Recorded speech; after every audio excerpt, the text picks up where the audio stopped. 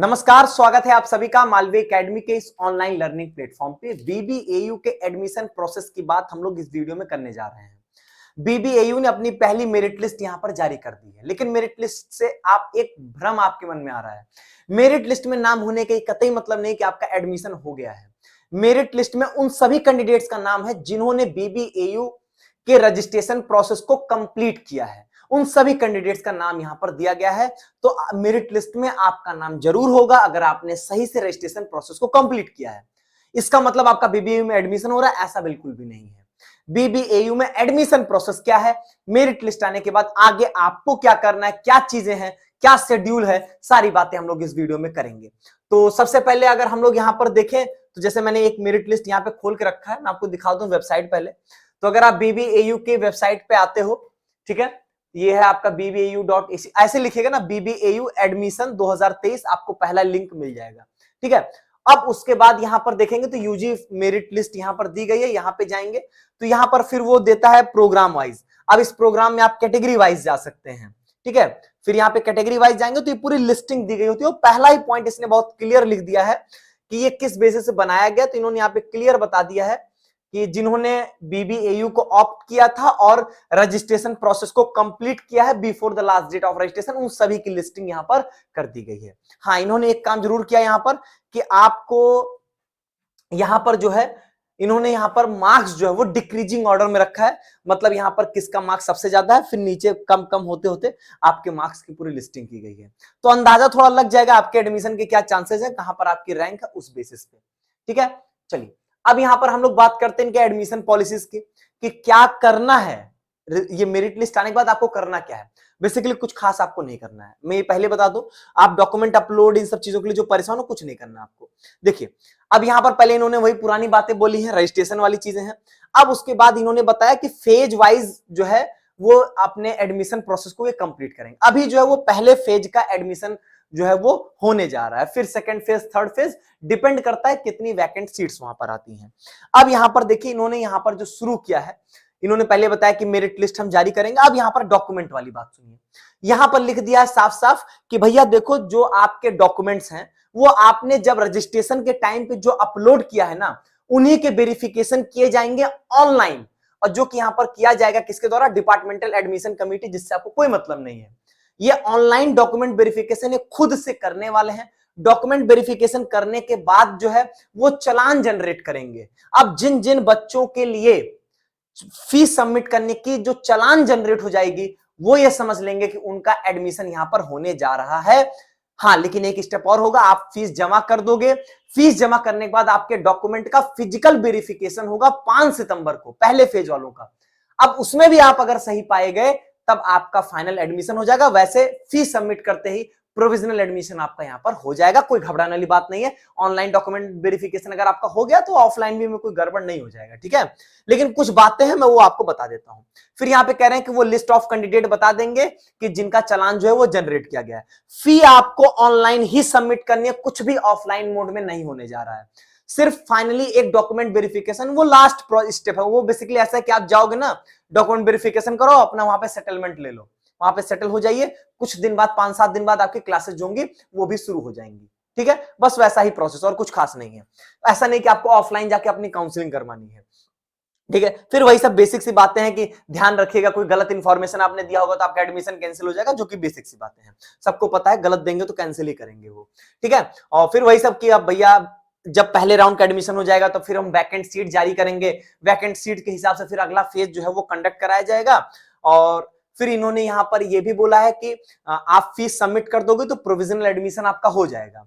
अब provisional admission जो है यहां पर वो कंफर्म एडमिशन कब माना जाएगा, जब physical verification of original documents.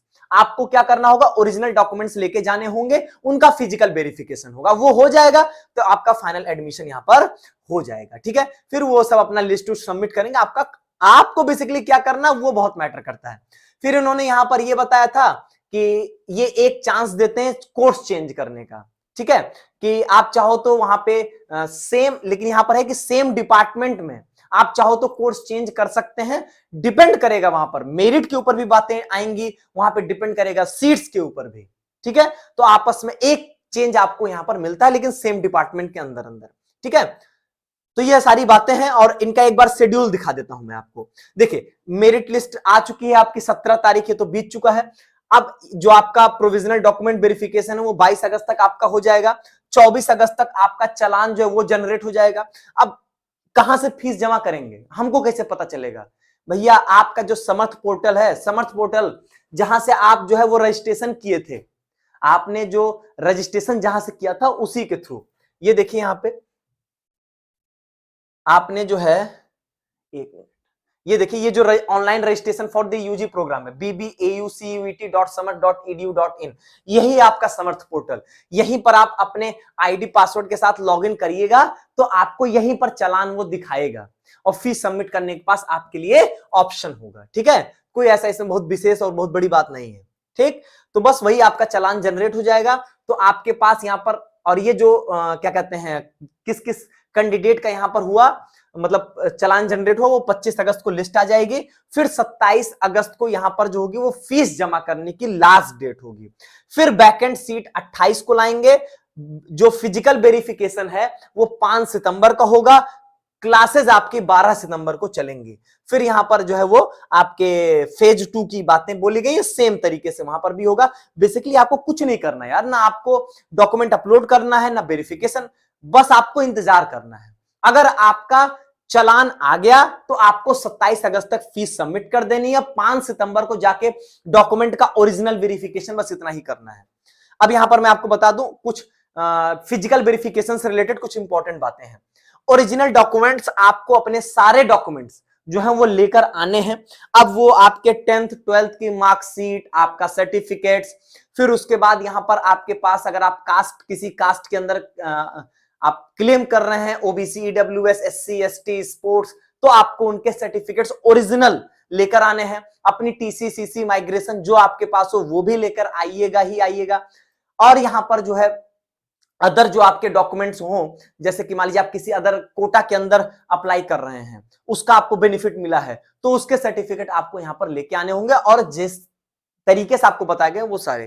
ठीक है, और एक चीज इन्होंने यहां पर ये बोला है कि आपको सारे ओरिजिनल डॉक्यूमेंट्स लेके आने हैं, और एक बात, आपको कुछ एफिडेविट दिए गए हैं एंटी रैगिंग के, वो भी आपको यहां पर लेकर आने हैं। ठीक है इसी में अटैच्ड है, उसको बस प्रिंट आउट कर लीजिएगा बस। और ये कह रहे हैं कि आपको माइग्रेशन और character certificate original at the time of verification पे देना होगा। अब बात आएगी सर हमारे पास माइग्रेशन सर्टिफिकेट है ही नहीं। भैया देखो, माइग्रेशन सर्टिफिकेट कुछ बोर्ड देते हैं, कुछ बोर्ड नहीं देते हैं। जो बोर्ड नहीं देते हैं वहां पर टीसी मिलती है, इसीलिए उसने माइग्रेशन एंड कैरेक्टर लिखा है, माइग्रेशन टीसी कैरेक्टर नहीं लिखा है। अगर आपके पास तीनों है, तीनों लेके आइए। माइग्रेशन नहीं होगा तो टीसी जरूर होगी, ट्रांसफर सर्टिफिकेट, तो वो ट्रांसफर और कैरेक्टर सर्टिफिकेट आप लेकर आइएगा। ठीक है, ये आपको यहां पर देना होगा, नहीं तो आपका फिर ये बोल रहे हैं कि एडमिशन हम कैंसिल करेंगे, ये बात इन्होंने यहाँ पे बोला है। और फिर यहाँ पे ये कह रहे हैं कि जो कैंडिडेट, हाँ यहाँ पे कह रहे हैं कि अगर मान लीजिए आपने क्लास 12th का एग्जाम जो है 22-23 में दिया है और आपके पास अभी उसकी मार्कशीट नहीं है, फाइनल मार्कशीट, तो 31 दिसंबर तक उसको दे दीजिएगा, समय रहेगा आपके पास। बस बाकी यहाँ पर फी सबमिशन प्रोसेस में कुछ करना नहीं है, मैंने आपको बता ही दिया। और यहाँ पर रिजर्वेशन पॉलिसीज में इन्होंने वही बताया कि 50% सीट जो है वो एससी एसटी के लिए यहाँ पर रिजर्व की जाती है, जो कि 2:1 में यहाँ पे डिवाइड करते हैं। वो सब आपके से मतलब नहीं है। फर्दर आपके लिए यहाँ पर इंपॉर्टेंट नोटिस इन्होंने कुछ दिया है कि आप जो भी डेडलाइंस होंगी उनको बहुत स्ट्रिक्टली फॉलो करिएगा। ये सब बातें हैं और इसमें कुछ ऐसा विशेष है नहीं। मैं आपसे यहाँ पर दिखा दूं, लास्ट में इन्होंने एफिडेविट यहाँ पर दिए, ये सब एंटी रैगिंग वाले एफिडेविट है।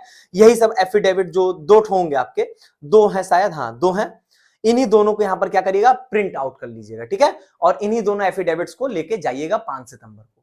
ठीक, बस इतनी ही बात है।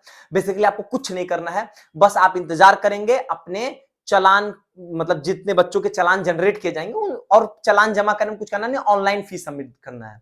नाम से मत डरिए कि चालान में कुछ विशेष करना, कुछ नहीं करना है। ठीक है, तो आपको ऑनलाइन ही फीस जमा करनी है, पोर्टल के थ्रू ही करना है, जहां से लॉगिन करके आप अभी तक सब कुछ करते आए हैं। ठीक, और कुछ नहीं करना आपको, बाकी बस अपना डॉक्यूमेंट लेके 5 सितंबर को फिजिकल वेरिफिकेशन कराने पहुंच जाइएगा, उसी दिन वहीं सेटल हो जाइएगा, 12 से अपनी क्लास करिएगा। ठीक, तो कोई इसमें पैनिक होने वाली चीज नहीं, ना ही कुछ ऐसा विशेष है। ओके, चलिए बहुत बहुत धन्यवाद आप सभी का। कोई मन में समस्या हो तो वीडियो में कमेंट में बता दीजिएगा, उसके रिगार्डिंग भी आपको सोल्यूशन दे दिया जाएगा। बहुत बहुत